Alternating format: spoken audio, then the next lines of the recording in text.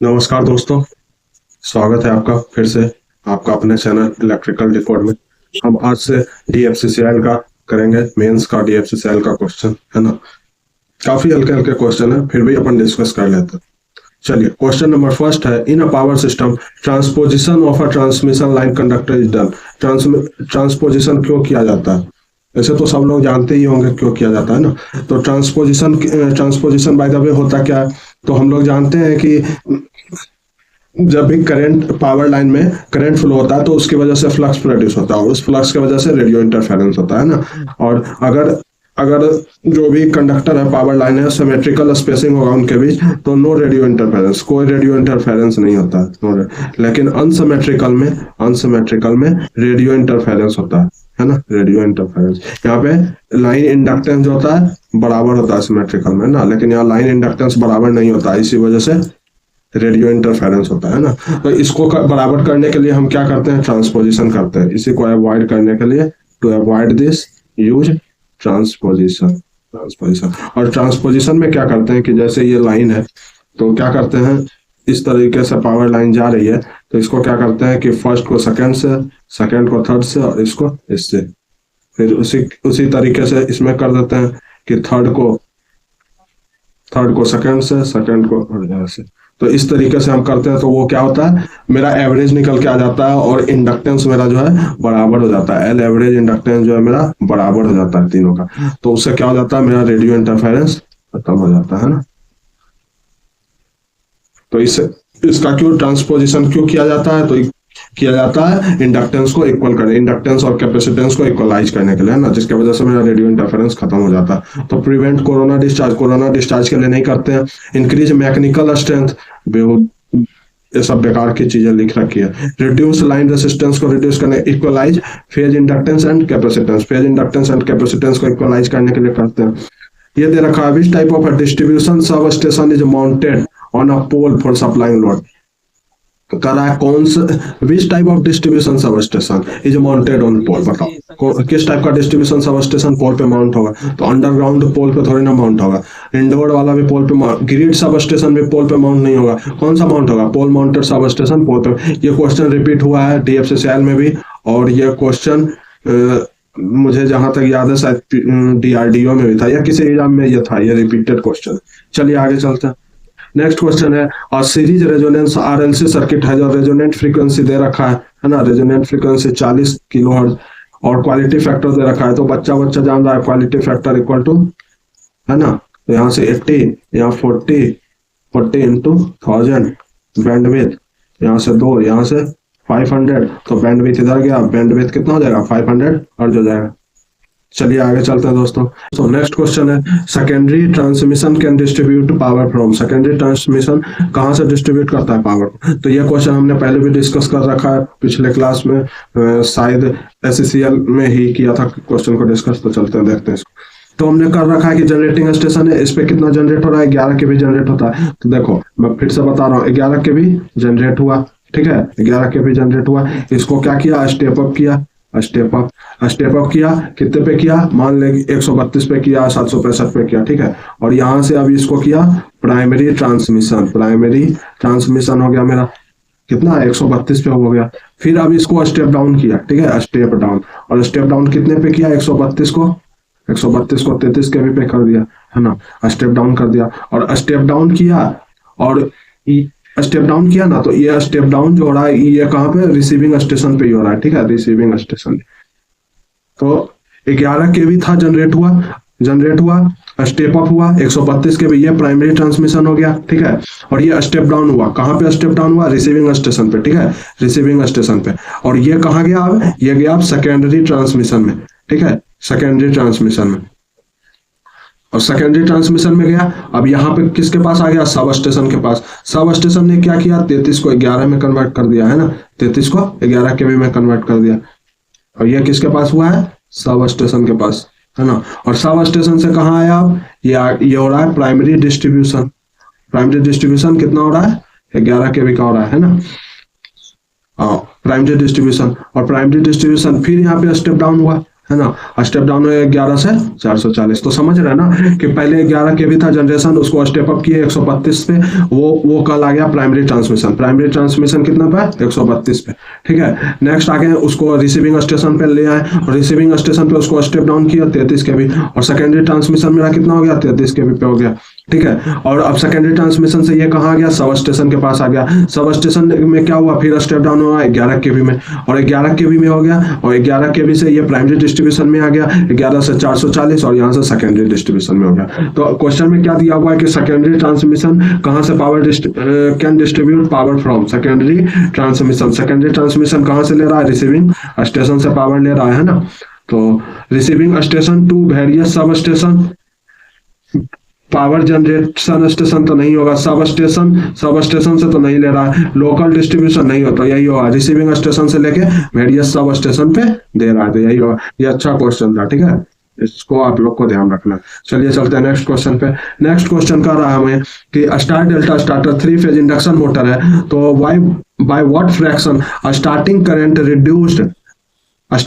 Reduced compare to drip current, ठीक है।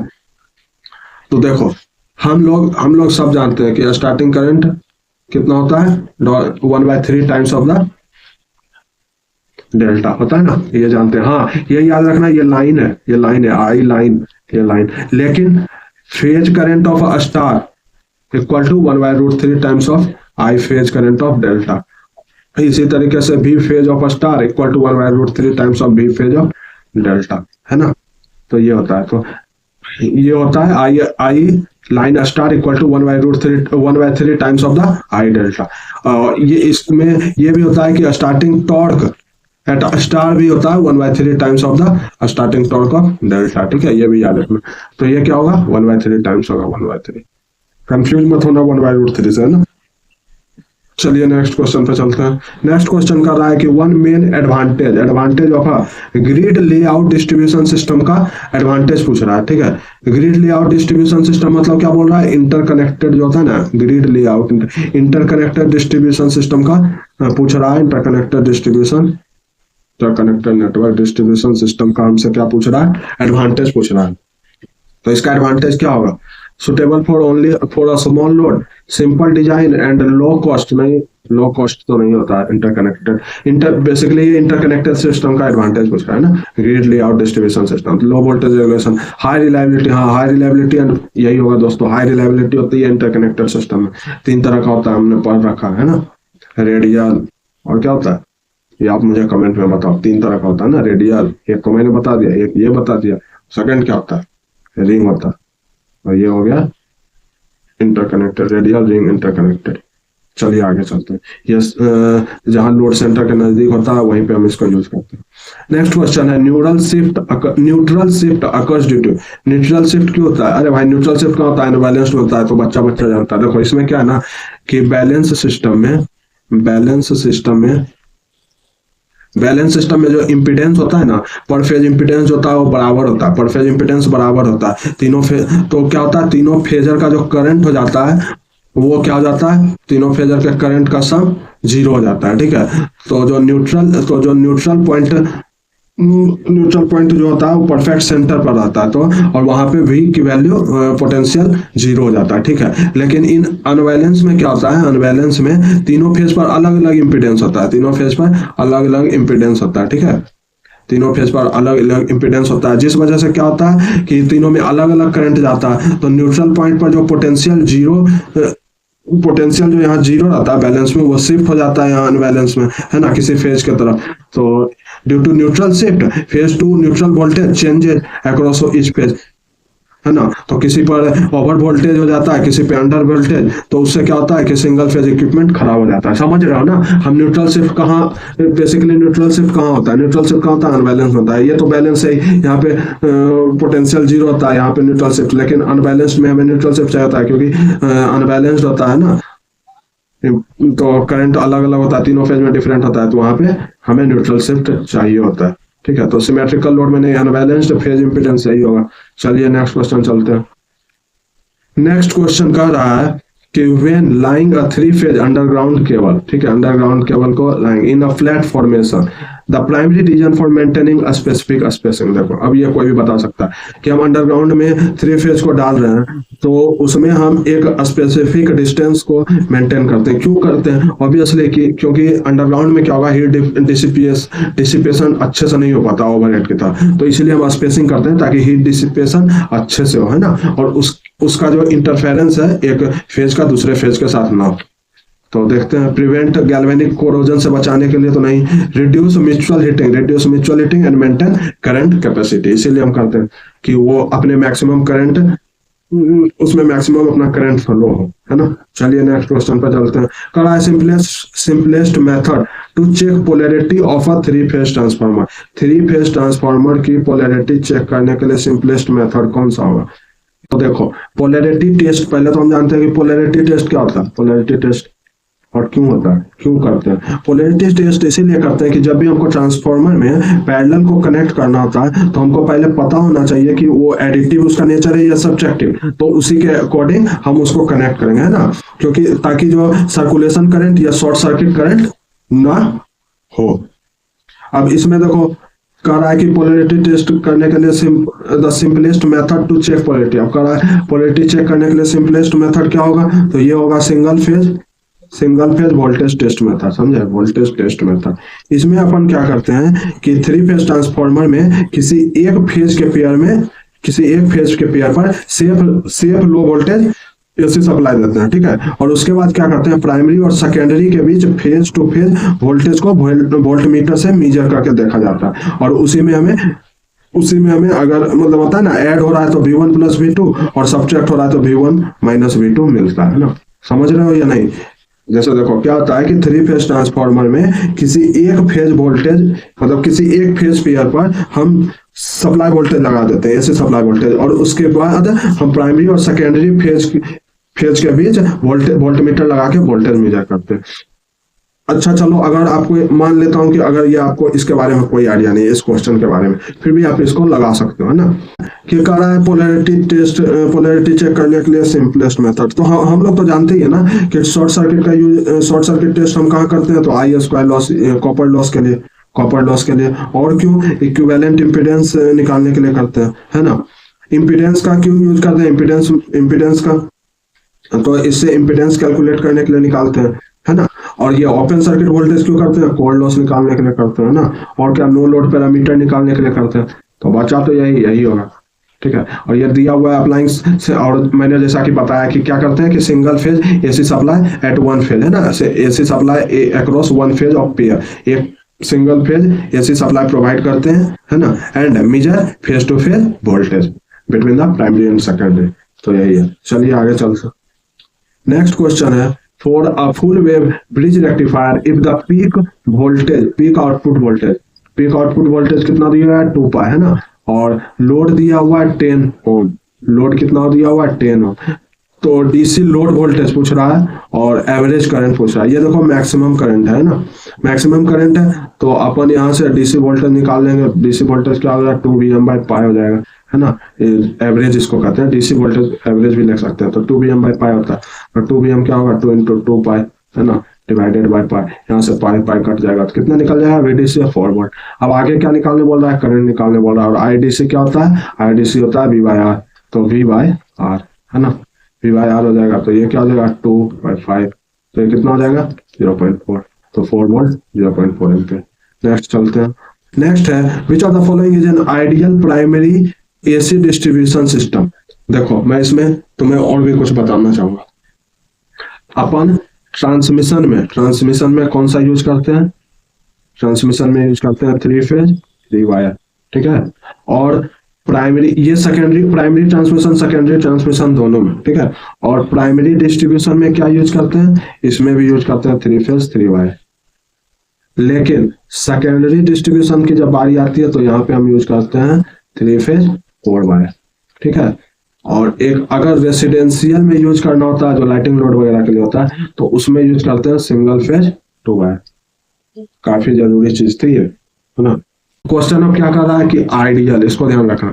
तो अपन ने पढ़ रखा है कि प्राइमरी AC डिस्ट्रीब्यूशन में क्या होता है, 3 फेज 3 वायर, यहाँ पर रखा, तो 3 फेज 3 वायर ये नहीं होगा, 3 फेज 3 वायर। अब 2 बचे, लेकिन यहाँ पे क्या कर रहा है कि प्राइमरी एसी आइडियल कर रहा है। आइडियल कौन सा होगा? आइडियल रिंग होगा या रेडियल होगा? ऑब्वियसली रिंग होगा, क्योंकि इसमें रिलायबिलिटी ज्यादा होती है ना। चलिए आगे चलते हैं। नेक्स्ट क्वेश्चन कर रहा है कि resonant frequency of a parallel RLC resonant circuit. Parallel RLC हो या सीरीज आरएलसी हो, क्या होता है रेजोनेंट फ्रीक्वेंसी? सब लोग जानते हैं कि 1/2 पाई अंडर रूट एलसी होती है ना। ऑप्शन देखो, ये क्या दे रखा है? ये दे रखा है 1/2 पाई एलसी दे रखा है, तो ये नहीं होगा। ये क्या दे रखा है? 2 पाई अंडर रूट एलसी दे रखा है, नहीं होगा। ये क्या दे रखा है? 1/2 pi under root L by C दे रखा है, ये भी नहीं होगा। ये देखो 1/2 pi under root L C दे रखा है, यही होगा। चलिए नेक्स्ट क्वेश्चन पर चलते हैं। नेक्स्ट क्वेश्चन है इंक्रीज इन फ्रीक्वेंसी। फ्रीक्वेंसी को इंक्रीज कर रहा है और वोल्टेज कांस्टेंट है। Voltage constant of a transformer will give hysteresis loss और एडी करंट लॉस, है ना, ये पूछ रहा है। तो इसमें मैं आपको बहुत अच्छी चीजें बताऊंगा कि इसमें कंडीशन होता है। जैसे देखो पीएच, पीएच क्या होता है? K H B M 1.6 F into volume, ये वॉल्यूम है, ठीक है। और ईडी करंट लॉस क्या होता है? ईडी करंट लॉस होता है के ई बी एम का square F square T square, T is the thickness into volume. तो यहां पर हम देखेंगे कि अगर V by F, first case V by F constant है ना, वी बाय एफ कॉन्स्टेंट, और वी बाय एफ मतलब क्या? फ्लक्स कॉन्स्टेंट, मतलब क्या? फ्लक्स डेंसिटी कॉन्स्टेंट, है ना, ये भी कॉन्स्टेंट। तो के एच कॉन्स्टेंट है, फ्लक्स डेंसिटी भी कॉन्स्टेंट हो गई, है ना। तो क्या बच गया? ये वॉल्यूम भी कांस्टेंट ही होता है, तो PH is directly proportional to F हो जाएगा, है ना। उसी तरीके से यहां हम देखेंगे तो ये कांस्टेंट, ये कांस्टेंट, ये कांस्टेंट, थिकनेस है ये भी कांस्टेंट, तो P is directly proportional to F square. ये हो गया first case. The second case is when V by F is not constant. जब वी बाय एफ कांस्टेंट नहीं होगा तो बी एम भी कांस्टेंट नहीं होगा, और अगर बी एम कांस्टेंट नहीं होगा तो P H is directly proportional to क्या हो जाएगा? ये कांस्टेंट है ना, ये कांस्टेंट है, ये कांस्टेंट नहीं है, तो ये हो जाएगा इस तरीके से हो जाएगा ना, भी 1.6 एफ 1.6 इंटू एफ, बाकी वॉल्यूम तो कांस्टेंट है। यहां से ये कैंसिल होगा, तो ये कितना हो जाएगा? एफ 0.6, तो ये हो जाएगा भी 1.6 एफ 0.6, ये पी एच की हो गई वैल्यू। और उसी तरीके से पी के ईडी करंट क्या डायरेक्टली प्रोपोर्शनल हो जाएगा? ये कांस्टेंट वी बाय एफ, तो यहां से एफ स्क्वायर कैंसिल हो जाएगा, तो P is directly proportional to V square हो जाएगा। ये कब है? जब V by F not constant, है ना। अपन ये फर्स्ट वाले केस से ही एक कंडीशन निकालते हैं कि P H is directly proportional to F, तो इसको हम पी एच इक्वल टू लिख देते हैं, पी एच इक्वल टू हम लिख देते हैं ए एफ, और पीई, पी को हम लिख देते हैं A is the constant, B F square. तो अपन इसको ऐसे लिख सकते हैं iron loss equal to A F plus B F का स्क्वायर, इसको लिख सकते हैं ना। तो पी आई बाय एफ इसको लिख सकते हैं equal to A plus B F.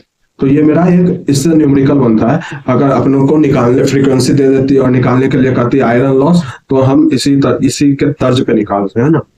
चलिए क्वेश्चन मेरा ये नहीं था, क्वेश्चन ये था कि अब देखो इसमें भी अब क्या है,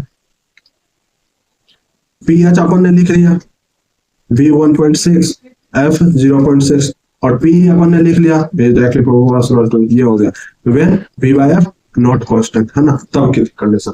अब इसमें देखो क्या है कि अगर मान लो वी कांस्टेंट है, वी कांस्टेंट कर दिए, और अगर एफ को बढ़ा रहे हैं, एफ को क्या कर रहे हैं? बढ़ा रहे हैं, तो क्या होगा? पीएच होगा, घटेगा, और ये क्या होगा? कांस्टेंट होगा, तो ये क्या होगा?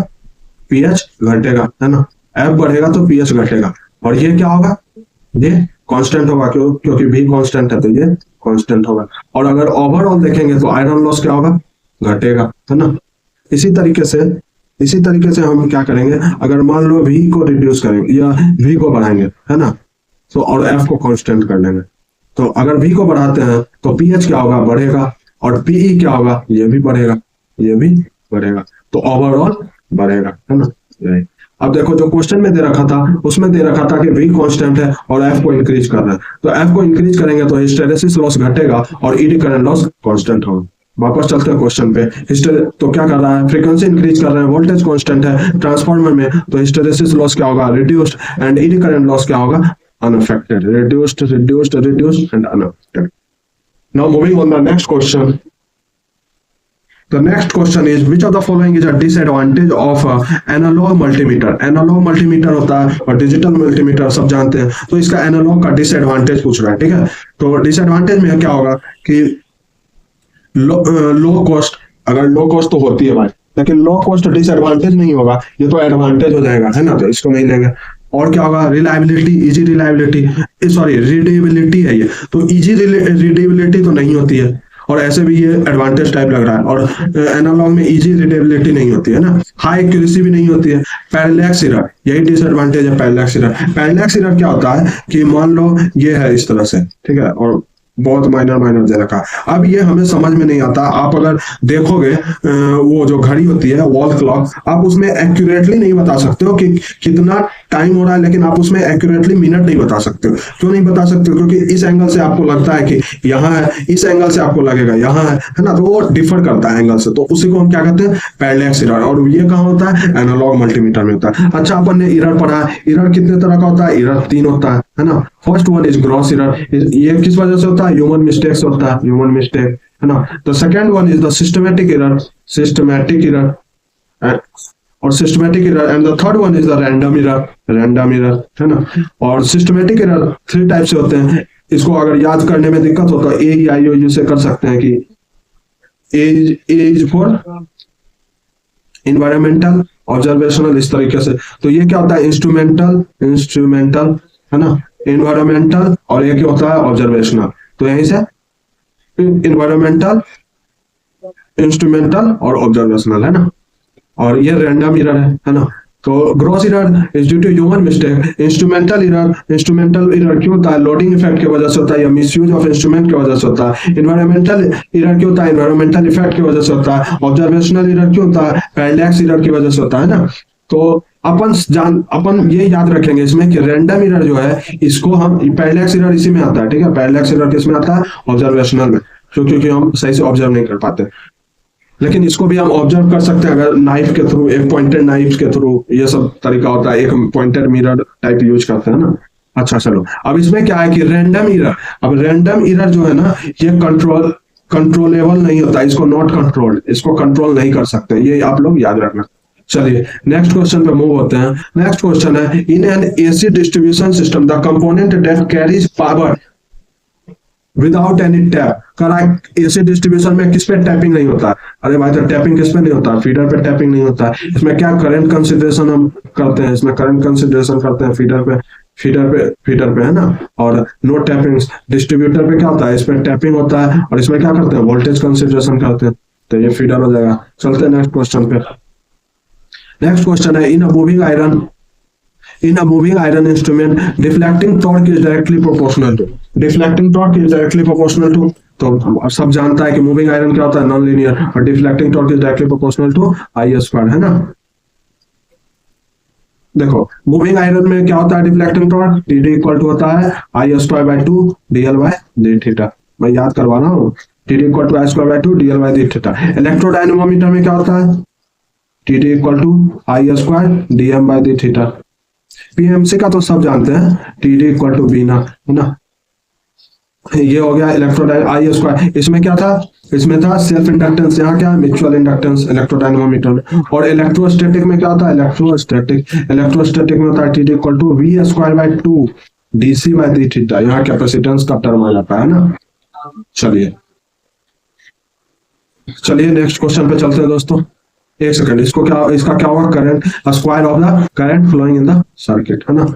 चलिए नेक्स्ट क्वेश्चन पे चलते हैं। In capacitance grading of underground cable, underground cable में अपन लोग ग्रेडिंग करते हैं, है ना। ग्रेडिंग क्यों करते हैं, ऑब्वियसली हम डाइलेक्ट्रिक स्ट्रेस को कम करने के लिए करते हैं। जैसे ये अगर मेरा कंडक्टर है और ये इंसुलेशन है इस पे, तो सबसे ज्यादा स्ट्रेस कहाँ होता है, at the surface of the core, इस कोर के सरफेस पे होता है, यहाँ पे मैक्सिमम होता है, मैक्सिमम स्ट्रेस। और मिनिमम कहाँ होता है, यहाँ पे होता है, यहाँ पे मिनिमम स्ट्रेस होता है ना, यहाँ पे मिनिमम स्ट्रेस होता है। अब कर रहा है तो ये मतलब यूनिफॉर्म नहीं है ना, यहाँ पे मैक्सिमम स्ट्रेस है, यहाँ पे मिनिमम, तो उसी के लिए हम लोग ग्रेडिंग करते हैं। और ग्रेडिंग 2 तरह का होता है, first one is the capacitance grading and second one is the intersheath grading. Capacitance grading में क्या करते हैं कि जैसे जैसे डिस्टेंस बढ़ता जाता है, x1 जैसे जैसे मतलब डिस्टेंस बढ़ता है, X is inversely proportional to permeability. जैसे जैसे डिस्टेंस बढ़ता जाता है हम लोग परमेबिलिटी क्या करते हैं, कम करते जाते हैं। यहाँ की परमेबिलिटी ज्यादा होती है, यहाँ की उससे कम होती है, लेयर में होता है ना ये, यहाँ की परमेबिलिटी उससे कम, यहाँ की परमेबिलिटी उससे कम, इस तरीके से करते हैं ताकि वो यूनिफॉर्मली डिस्ट्रीब्यूट हो जाए। सेकंड क्या होता है, इंटरसीथ ग्रेडिंग। इसमें हम परमेबिलिटी के साथ कोई छेड़खानी नहीं करते हैं, इसमें हम क्या करते हैं, पोटेंशियल के साथ छेड़खानी करते हैं। इसमें क्या करते हैं कि पोटेंशियल के साथ करते हैं चेंज, तो जो कि काफी मुश्किल है करना, इसीलिए हम ये करना मुश्किल है इंटरसीथ ग्रेडिंग, क्योंकि हैंडलिंग वगैरह में भी वो मतलब कहीं से जो केबल है टीयर डाउन हो जाएगा तो उसका पोटेंशियल जो है खत्म हो जाएगा, है ना। तो अब क्वेश्चन क्या था कि क्यों करते हैं, तो ऑब्वियसली इलेक्ट्रिक स्ट्रेस को यूनिफॉर्म करने के लिए करते हैं, कैपेसिटेंस डिक्रीजेज, कैपेसिटेंस इंक्रीजेज, ये सब फालतू की चीजें। इलेक्ट्रिक स्ट्रेस बिकम यूनिफॉर्म करने के लिए करते हैं ताकि यूनिफॉर्म इलेक्ट्रिक स्ट्रेस पूरे इंसुलेशन पे हो, है ना। चलिए नेक्स्ट क्वेश्चन पे चलते हैं। What is the most critical factor of determining whether a distribution substation is classified as outdoor. Outdoor substation निर्धारित करने के लिए सबसे महत्वपूर्ण फैक्टर क्या है, सबसे आउटडोर के लिए, तो वोल्टेज लेवल ऑफ द, नहीं वोल्टेज लेवल तो सबसे इंपॉर्टेंट फैक्टर नहीं है ना। Type of cooling used for transformer भी नहीं है, एम्बिएंट टेम्परेचर नहीं है, location of switchgear relative to atmosphere, यही होगा ना दोस्तों। आउटडोर क्लासिफाई करने के लिए, मतलब आउटडोर क्लासिफिकेशन करने के लिए हम क्या करेंगे कि स्विचिंग गियर का लोकेशन ही देखेंगे ना कि वो किस एटमॉस्फेयर में है ना। चलिए नेक्स्ट क्वेश्चन चलते हैं। नेक्स्ट क्वेश्चन है, pin type insulator are preferred over suspension. अब बताओ पिन टाइप इंसुलेशन को हम क्यों प्रीफर करते हैं, तो ऑब्वियसली पिन टाइप को कितना होता है, 11 केवी होता है ना, 11 से 33 केवी। और पिन टाइप इंसुलेटर क्या होगा, ऑलरेडी चीप होगा, सस्पेंशन क्या होगा, महंगा होगा ना। पिन टाइप इंसुलेटर कितना यूज करते हैं, 11 से 33 केवी पे यूज करते हैं ना। स्ट्रेन इंसुलेटर कितने पे यूज करते हैं, सस्पेंशन कितने पे यूज करते हैं, और सेकल कितने पे यूज करते हैं, रिकॉल करो। स्ट्रेन और सस्पेंशन कितने पे यूज करते हैं, 33 केवी से 800 केवी पे, और सेकल बिलो 11 केवी। ये कहाँ यूज करते हैं, लो वोल्टेज में। स्ट्रेन इंसुलेशन कहाँ यूज करते हैं, डेड एंड या फिर टर्न पे, है ना, टर्निंग पे। और सस्पेंशन कहाँ यूज करते हैं, जब मतलब कि सेकल से मैटर नहीं समझेगा तो सस्पेंशन यूज करते हैं, इस तरह से होता है, इस तरह से, है ना सस्पेंशन। और सेकल यूज कहाँ करते हैं, ये भी डेड एंड पे करते हैं ना, टर्निंग वगैरह पे। चलिए तो ये क्या कर रहा है कि पिन टाइप का हम सस्पेंशन की जगह हम पिन का यूज क्यों करेंगे, तो देगी more flexibility, they are usually cheaper. सबसे एक्यूरेट तो यही है क्योंकि चीपर है, they are preferred for long span, they case of failure one unit is replaced, हो सकता है ये भी, बट ये ज्यादा प्रीफर है ना क्योंकि वो सस्ता होता है। चलिए लास्ट क्वेश्चन है, which type of wattmeter is most suitable for laboratory standard. Lab standard के लिए कौन सा मोस्ट प्रीफर्ड होगा, बताओ। Electrostatic wattmeter, electrostatic voltmeter होता है, वाट मीटर नहीं होता है, ठीक है। इलेक्ट्रोस्टैटिक से हम पावर नहीं मेजर करते, वोल्टेज मेजर करते हैं। फिर क्या कर रहा है, फिर कर रहा है थर्मल वाट मीटर। अब थर्मल वाट मीटर से हम क्या करते हैं, ये भी नहीं होगा, ये इससे क्या करते हैं आपको पता होगा, हाई फ्रीक्वेंसी पावर मेजर करते हैं ना, हाई फ्रीक्वेंसी पावर को मेजर करते हैं। हाँ, और ये इंडक्शन में वाट मीटर क्या होता है, ये बस एसी पे काम करता है ना, तो इसीलिए हम इसको यूज नहीं करेंगे, सिर्फ एसी पे काम करेगा, हम इसको यूज करेंगे। क्यों, क्योंकि एसी पे भी काम करता है, डीसी पे भी काम करता है। और क्या होता है इसमें हाई एक्यूरेसी होता है ना। और क्या होता है, लो पावर कंजम्पशन होता है, low power consumption AC and DC दोनों पर काम करता है, तो इसीलिए हम इलेक्ट्रोडायनमोमीटर का यूज करते हैं। चलिए दोस्तों आज के लिए इतना ही, फिर मिलेंगे नेक्स्ट सेशन में। धन्यवाद। अगर आपने नहीं देखा है तो हमने SCCL 2026 का करवा रखा है, PGCL 2026 का करवा रखा है, NCL 2026 का करवा रखा है, ये PYQ हमने करवा रखा है, तो आप इन सारी प्लेलिस्ट को जाके देख सकते हैं। आपके अपकमिंग एग्जाम में काफी मदद मिलेगी, मुझे मिली थी, इसीलिए मैंने यह सीरीज स्टार्ट की। चलिए धन्यवाद।